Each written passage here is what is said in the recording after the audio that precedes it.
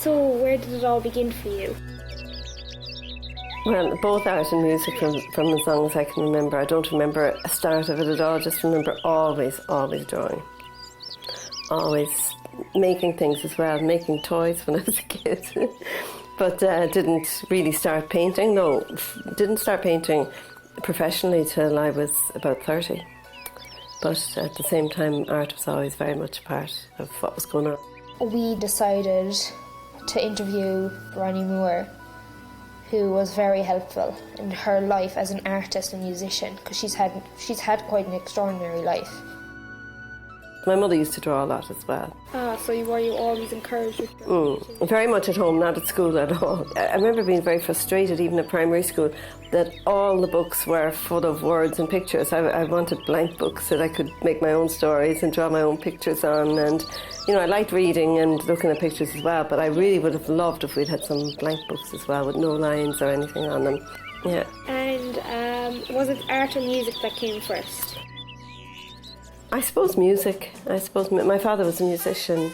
He was a blues musician. He played harmonica in a band in New York, and so the house was always full of music. And so, yeah, but so was drawing. My mother used to draw a lot. I had no thought whatsoever of making a career out of art. Never thought I could. Never in a million years thought I could.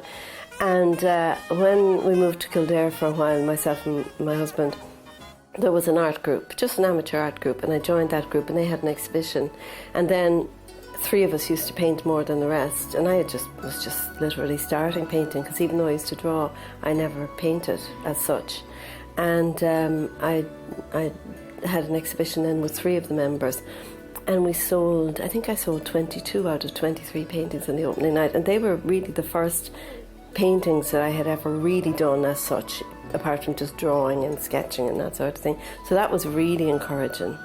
I remember I brought all the money that I made from it. I remember I got my husband a ring, and I got it carved. There was a really good engraver in Dublin at the time, and I got something engraved in it for him. I always remember that, because I remember thinking no matter how much I needed the money, I wanted something for that first exhibition, something permanent to have.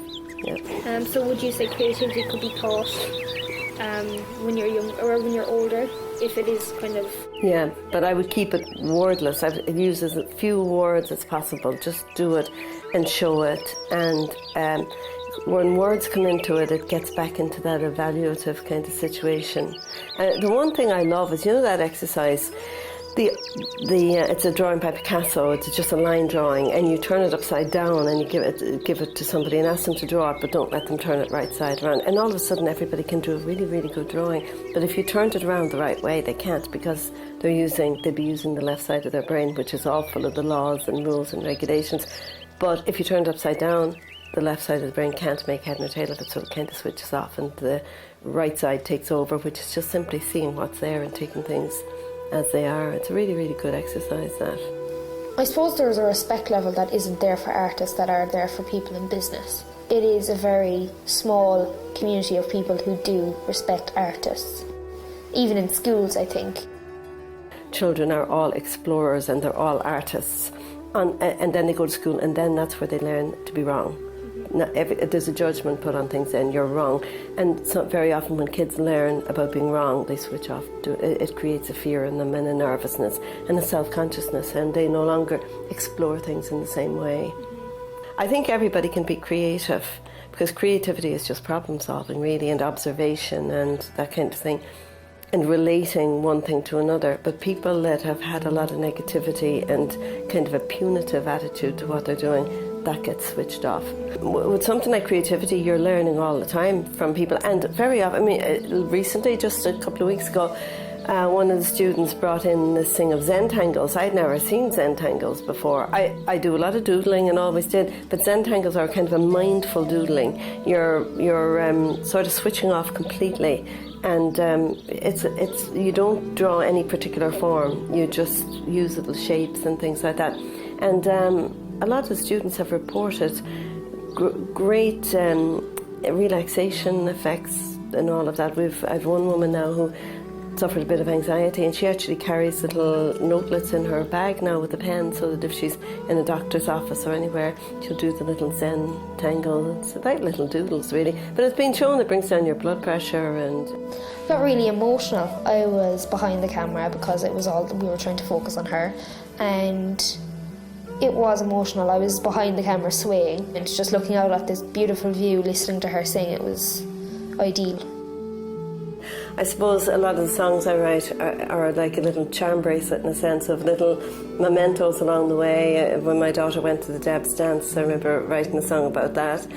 And certainly after my husband died, I did, eventually write some song that would be evocative of some of the thoughts that were going on in my head then. So yeah, I paint a lot down around the Dingle Peninsula as well, and I love down around the beehive huts, and it fascinates me that the whole landscape there has changed so little since the beehive huts in the 5th century were built, and since all that happened and that kind of thing. Sometimes when I'm sitting down there, I think of bits of songs and that as well, yeah.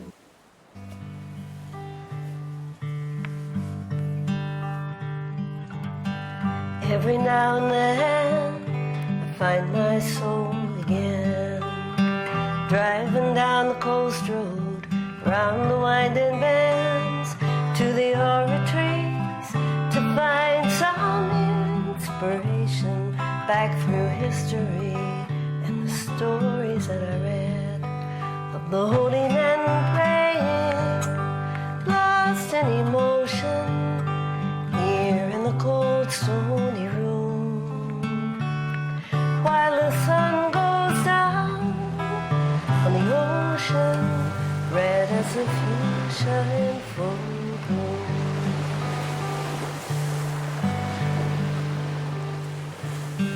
Out across the sound, the sun's going down, throws a lonely shadow on the islands in the sea. Standing there, oh, I believe this is close to heaven as I'll ever be. And the holy men praying, lost in emotion, here in the cold stony room, while the sun goes down on the ocean, red as a fuchsia in full bloom.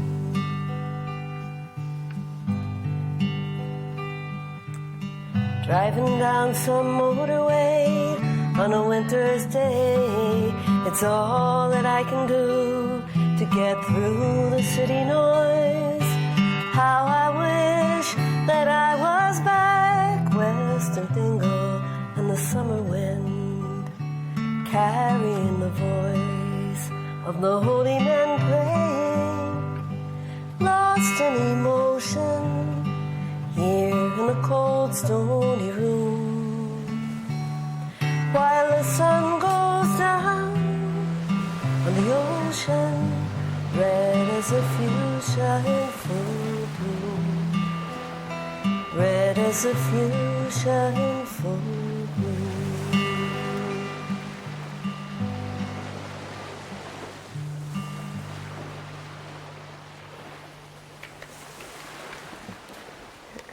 Thanks.